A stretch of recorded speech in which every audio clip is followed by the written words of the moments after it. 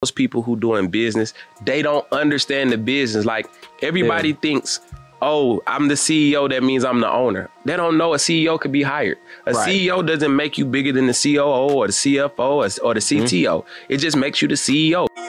One of the biggest obstacles artists face in the music game is access. Getting access to the people that can make it happen, or access to the information and resources you need to get to the next level. That's the key. That's why you need two of the biggest in the game on your side. Introducing McKee, Boomman. Welcome to the real industrial plug. You heard me? All right, man. So, next topic. So, thank you for whoever asked that question. I lost this one. I'm gonna take this defeat. Thank you for whoever asked that question. I ain't even gotta speak for Drake. His numbers speak for itself. It's been months. I've been waiting to get that off my chest. So thank you for whoever asked that. Now, this is a good question. I'm gonna let you take this one. The question is, should artists do business with family members? What are the pros and cons of doing business with family? Well, I think in any business, when you do stuff with family, the cons is that a lot of time family doesn't take your business as serious as somebody who is not family. You know what I'm saying? Because they feel a little entitled, a little like, man, I'm your bro, I'm your cuz, I'm your sis, I'm your mom, whatever. You know, they don't feel like you can't. It's kind of, you have to be sensitive because they feel like they take it too personal instead of treating it as business. Right. But then again, I don't think every situation is different. You know what I'm saying? It depends on how you handle your business and where you put them. I feel like if your family is a specialist at something and they're skilled at something, I don't think there's nothing wrong with hiring them. Right. Yeah. So if they got experience, you know, they got great work ethic, great work habits, and they know what they're doing. Definitely, because you could trust them a little bit more than you can somebody new, especially with the music business. These days in music, man, people play business so much, it's hard to figure out who's real and who's not. You know what I'm saying? Like, it's just the music business is finicky and it's funny. And it's been that way for a long time because our culture, we didn't really create this business world and idea that we live in as a culture. So a lot of us don't understand business and we don't know business. And so we're trying to learn it as we go along. And we don't know how to be ethical. A lot of us are working for money instead of working for our purpose. You know, so when you working for money, money makes you do weird things and make you make weird decisions. Right. That can also jeopardize relationships and how you handle people and how you handle business. So I just think it depends on the member. I would tell you, if you're going to use family, get somebody who's skilled at what they're doing, or have them do like on a volunteer type basis. Don't look at it where it's like necessarily it's a pay for hire type job and I'm banking and depending on it. Right. Unless they skilled at what they do. Yeah, I think the problem with hiring family isn't in the beginning, it's in the end. Because now once this relationship ends, how does it end? Does it end badly and I still got to see you at the cookout? Right. Does it end badly and I still got to go to grandma's house? You know what I mean? So it's the ending that's troublesome. Not necessarily in the beginning, everything is good, everything's great, whether it's money or no money.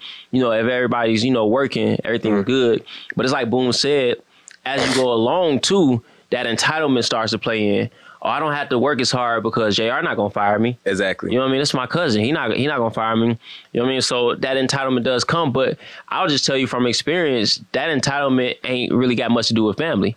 Because if they become your friend, they feel like, oh, he not gonna fire me. Right. You know what I mean? So I would just say, you know, Boom really already said it, but just to add to it, I would just say, don't treat the family any different than you would treat any other employee or any other partner. As when I say that, I mean the business. Right. Still do the paperwork. I have investments with my family. We do paperwork. Right. You know what I mean? So you set the tone from the beginning on how the relationship is going to go when it comes to handling business. Exactly. So you know, I would just tell you still do the paperwork. Don't treat it any differently.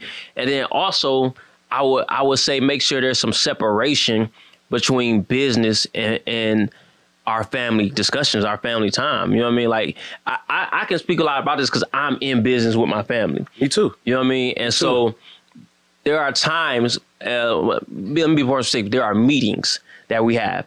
During these meetings, we discuss thoroughly business. But outside of these meetings, I don't want to talk about it. Right. You know what I mean? Like, I'm just kicking it with my family. Like, we could brainstorm, we can kick stuff around, but for the most part, there is a structured time for us to discuss business. Yeah. You know what I mean? So I would say that. I think it's all about setting roles. People understanding their roles. The problem with most people who doing business, they don't understand the business. Like everybody thinks, oh, I'm the CEO. That means I'm the owner. They don't know a CEO could be hired. A CEO doesn't make you bigger than the COO or the CFO or the CTO. It just makes you the CEO. You're the chief executive officer. Right. And most people don't understand what that means. Right. The chief executive officer is just the forward thinker of the business. Mm-hmm. You get where I'm coming from? The COO is the chief operating officer.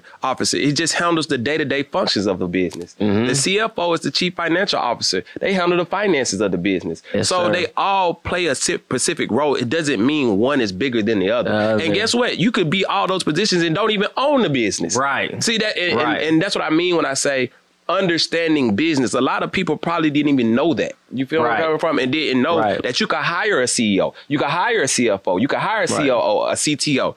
You know, people don't understand board members can have more power than any title brand of the business. So I think the first step is understanding business, what type of business you're structuring, learning business, getting mentors, reading books, you know, and not playing business, but really knowing what you're doing. So, yeah, no, you absolutely right. Another thing I would say too, when it comes to family or just people around you, is being able just to recognize talent.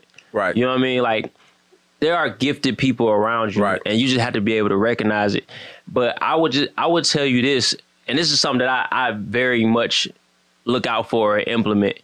I'm looking for people who are already doing it. Right. You know what I mean? Hey man, I see you doing that. Let me come in and give you a boost. Right. You know what I mean? Because I was it was actually a online clip I saw the other day, and it was a millionaire talking to a billionaire. Right. And the millionaire asked the billionaire, he was like, what's the difference between a millionaire and a billionaire? And Couple zeros. Well, yeah, besides that. And he said, Ravin got the giggles today. He said a millionaire is somebody who knows how to make money. Right. And he said a billionaire is somebody who knows how to find other people to make them money. You know what I mean? That's the difference. And so when I'm looking around at these other talented individuals, I'm looking at them like, yo, if I can come in and give you the things you're missing and you go out there and make the money in what I already saw you doing, we can build that business together.